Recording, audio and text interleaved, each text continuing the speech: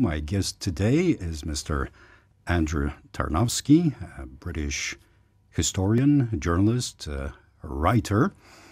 Polish radio is currently celebrating 90 years of activity, being one of the more seasoned broadcasters in Europe, and not only. And you are one of the guests of honor at the major events. There's a valid reason for this. Yes, I am the only grandson of the founder of the radio, Zygmut Jaxa-Chamiec, who was not only the founder but the first managing director for the first 9 or 10 years of the radio's existence. A legendary figure here at the company headquarters, and not only, a true Renaissance figure, I would say. He studied economy. He studied even medicine in Strasbourg. He was an opera lover, also being the director of the opera for 2 or 3 years, I believe. He played the piano. Very gifted, talented person, but above all, a very efficient businessman. He indeed was one of the founders of Polish radio, and as you said, the first managing director.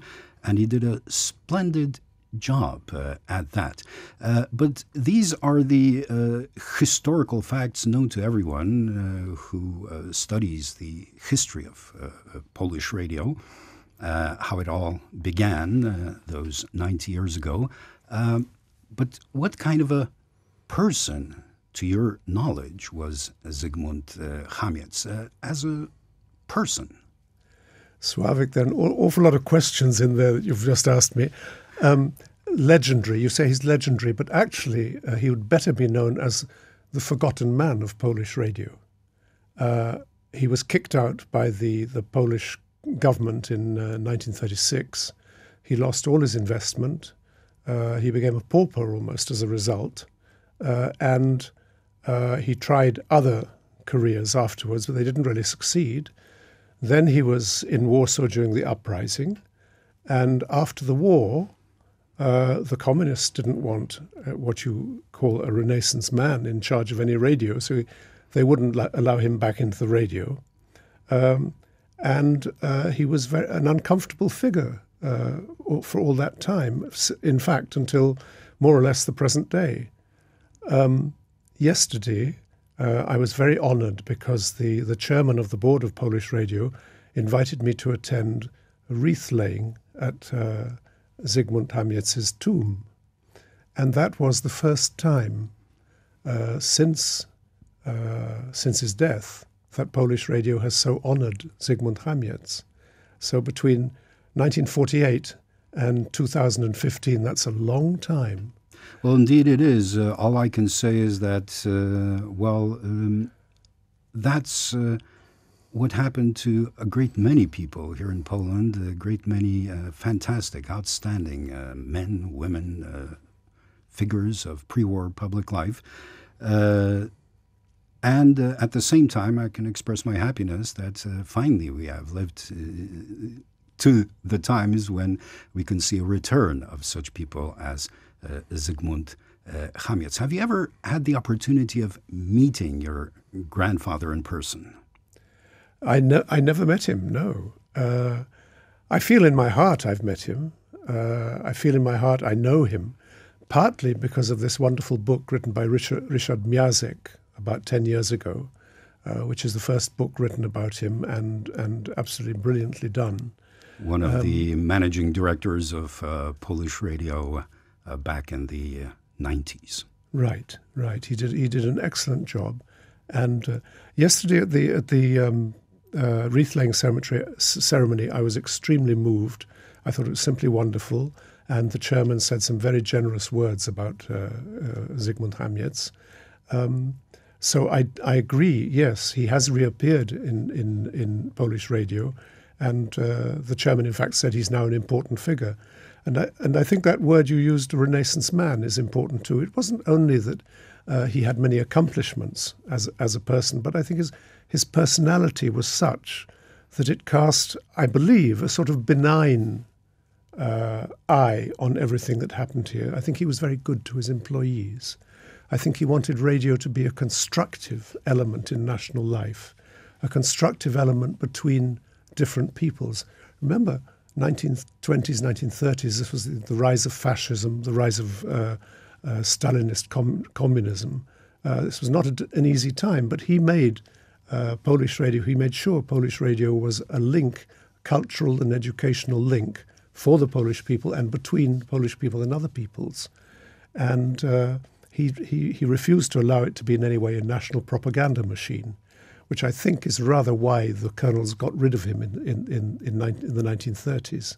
So yes, he was a benign figure, and he looks a benign figure in that marvellous portrait by Stefan Norblin, which his colleagues gave him when he was kicked out of the radio in 1935, and which now hangs, I believe, in the conference hall of the radio. Yes, it does. Yeah. His fascination with radio, maybe it did not begin, but it reached, a certain peak in 1924 when he traveled to the U.S. and he witnessed the great boom of radio stations over there, which practically from, let's say, 20-odd at the start of 1924 reached a number of well over 300 in a matter of months. The same started occurring here in Europe, and hence the thought of organizing something which would reach out to people, to the masses, as we would say later on. So indeed a concept of what we presently call public broadcasting. In this sense, he was a visionary. He when he was in the States, I believe it was, he met Marconi, Guglielmo Marconi, who was one of probably the great pioneer of radio in the world. And I think that's how he got excited about it. At the time, he was with the Polish peace delegation, or before that, he was with the Polish peace delegation at the Versailles Treaty to settle the issues of World War I. But yes, he was a visionary. I believe he also certainly considered the issue of going into television, even back in the 1930s. He definitely was. He was a man. He was a creator, a man who I've heard him called one of the builders of modern Poland, and I suppose in a sense he was. As for the radio, he got a lot of foreign capital involved in order to set it up. I was reading in an article by Ryszard Miazek yesterday that at that time the Polish state budget was the same size as the Berlin city budget. In about 1930 something. So you can imagine how difficult it was to set up a radio. And yet he set up, I think, the most powerful radio transmitter in the world at Rashin. At that time. Yes. Well, indeed, best proof of the success of Polish radio under Zygmut Jaxa-Chamiec's leadership was the fact that, the company started out with a very modest capital of 2,000 zloty, the equivalent of roughly $400 at that time. And in a matter of months and successive years, it grew to, exorbitant sums. He was also very instrumental in securing a state tender for a state broadcaster. This happened, roughly 6 months after the initial test transmissions here in Poland. And this was also a success because, Polish radio, it was called that way from the very start, was the underdog in this tender, and everyone was surprised. Now, the recipe, so to say, for this success had been the fact that he drew into this act a very powerful consortium, a power-related consortium of various companies, and this inclined the decision-makers to point the finger at Polish radio, which was a 100% capital-owned venture. Truly Polish venture. So again, we're coming to the point where we can safely say that he was a visionary who simply wanted Polish radio to be Polish. I had in my possession for many years a rather aged brown piece of paper, which was in fact a telegram form from, I think, 1925. And it's a telegram that Zygmunt Jaxa-Chamiec sent to his wife, who was then at the Rabka down in the Tatra Mountains, announcing that we have won the license for Polish radio. And I gave that to Polish radio when I gave them the portrait as well. I actually thought that he did get a lot of foreign capital involved in setting up the radio. And that must have been quite influential in persuading people that they had the finance they needed. This was to support the initial initiative, so to say. And, I see. Yes. So, right. So it was quite a complex venture, but all's well that ends well, right. And this means that Polish radio was there to stay as one of the leading broadcasters, not only in Europe, but also in the world, a very merited company nowadays. Walking down the corridors of the headquarters here in Warsaw, do you feel at home? Do I feel at home? Well, this is my second visit, and I'm looking forward very much to seeing where the portrait is hanging and to attending today's. I feel very honoured to be invited to today's events. I'd like to say that one thing, my grandmother, Zygmunt Jaxa-Chamiec's widow, came out of Poland in the 1950s, late 1950s, about 3 years after Stalin's death, I think. And sometimes she would talk about her husband, and she referred to him as such a man as a king. He was that sort of a man. She was absolutely in awe of him. There was one story I heard that, in fact, was told to me by his nephew, Andrew Tarnowski in London, which was how he was kicked out of the radio, and the colonels wanted to take it over. So they sent a couple of men round to talk to him. They said, well, Mr. Jaxa-Chamiec, we really think you should surrender your position, and it would be very advisable for you to leave the radio. And he said, not at all. I have no reason to leave at all. Thank you very much, gentlemen. There's the door. Which was fine, except they came back sometime later and said, it really is time for you to go now. And if you don't, we have a camp called Bereza Kartusza, where you will be sent if you do not leave.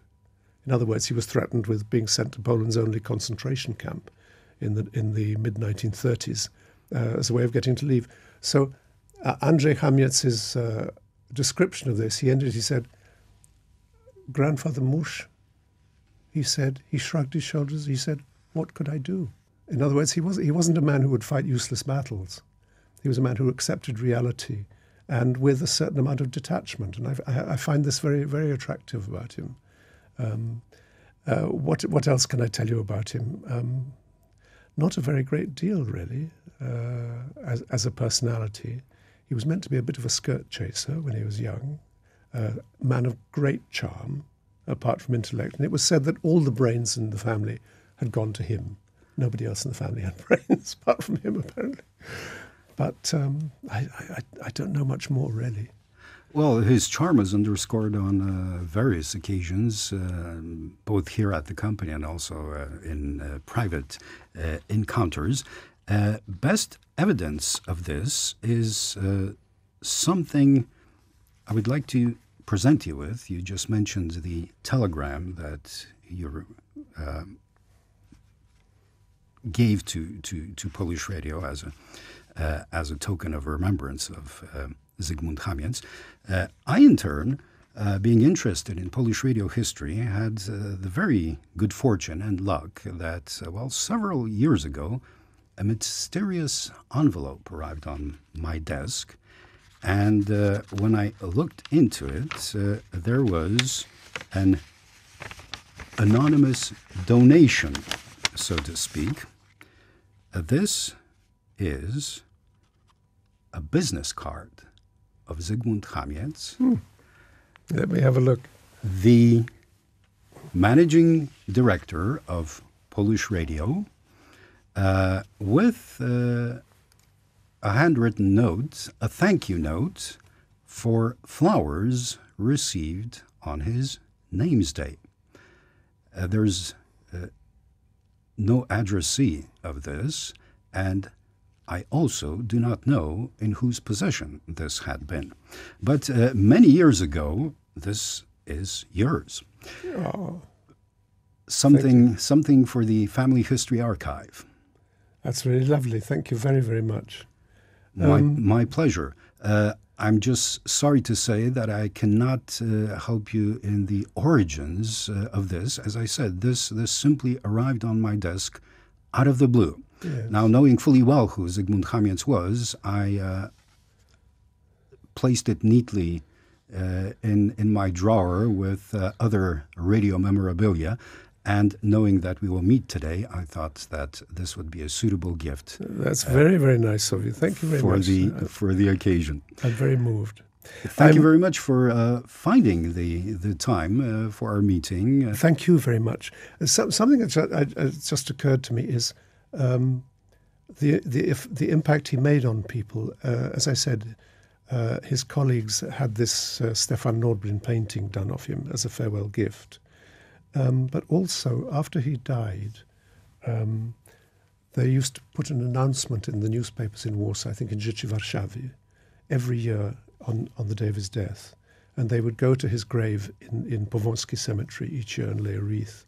And this I think went on right up to the 1970s. I have some of the announcements in the papers somewhere, which I find very moving that he was so much remembered and liked. Indeed he was, and as I said, I'm happy that, finally the times have arrived that Zygmunt Jaxa-Chamiec is back with us with the due respect that he earned through his arduous work and efforts in launching Polish radio, as I said, one of the best broadcasters in Europe, and not only. Thank you again. My guest was Mr. Andrew Tarnowski, the grandson of Zygmunt Jaxa-Chamiec, the legendary founder and managing director of Polish radio 90 years ago. I'm Slawek Szefs.